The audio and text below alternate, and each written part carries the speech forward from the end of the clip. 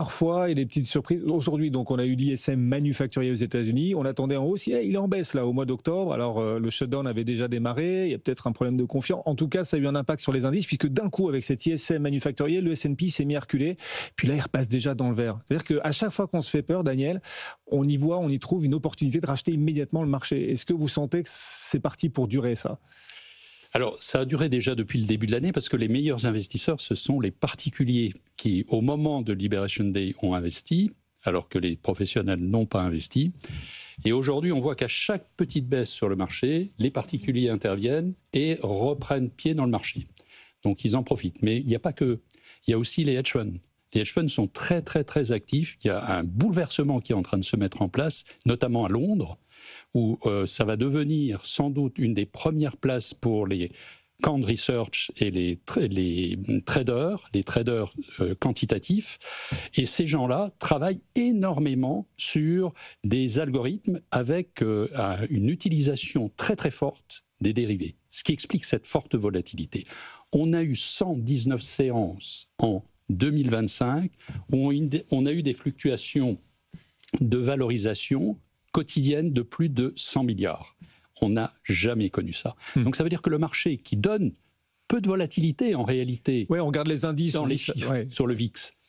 Oui, mais dans les faits, il y a beaucoup de volatilité. On regarde les publications des entreprises, par exemple. On a fréquemment, mais aux États-Unis comme en Europe, du plus 10, moins 10, plus 15, moins 15, sans problème. Ouais. Alors, est-ce que ça va continuer ou pas ? Nous, chez Carlton, ce que nous faisons, chaque hausse du Nasdaq, on vend. On vend un peu. Depuis la semaine dernière, on s'allège progressivement pour une raison très simple, c'est que la fin de l'année va arriver. Donc, il va y avoir les clôtures. Et évidemment, on veut conserver ses performances. Jusqu'à présent, comme les gérants n'étaient pas dans le marché, ils sont arrivés beaucoup trop tard, donc ils restent beaucoup plus longtemps positionnés. Premier point. Deuxième point, le marché, il considère que la Fed va bien baisser ses taux d'intérêt. Ça, c'est un facteur qui est très stimulant pour les actions. Or, nous pensons que, comme l'a dit Powell, la messe n'est pas dite. Donc, on n'est pas tout à fait arrivé au bout. Donc, attention quand même. Alors, ça ne veut pas dire qu'on est négatif sur le marché. Oui, parce que si la Fed baisse moins ses taux que ce qu'anticipe le marché, c'est que l'économie, sans doute, tiendra mieux, voire sera plus forte, la croissance surprenante à la hausse. Donc, c'est pas mauvais, ça. Mais il y a un petit détail quand même, c'est le shutdown. Le shutdown, c'est 0,1% de croissance en moins chaque semaine au début. Et au bout de 4 semaines, c'est 0,2%. Ah oui. Et en principe, c'est 40 jours, le shutdown. Nous, on prévoit 40 jours de shutdown. Donc, la croissance américaine, pas évident qu'elle soit aussi soutenue que ce que l'on espère, ce que le marché espère. Et je pense qu'on est dans une logique où, finalement, comme les résultats sont extrêmement tirés par l'intelligence artificielle, il y a une nouvelle qui est tombée il y a quelques minutes. Trump a donné son accord pour la vente des puces les plus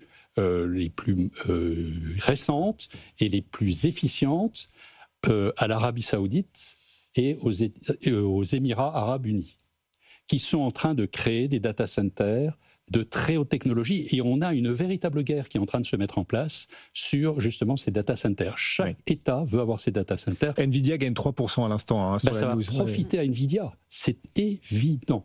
Tout le monde veut avoir ces data centers. Que ce soit l'Europe, que ce soit la France, que ce soit les Émirats Arabes Unis, l'Arabie Saoudite, mais la plupart des pays ne veulent plus dépendre des États-Unis en tout cas pour leur data center, parce que toute la data part aux États-Unis.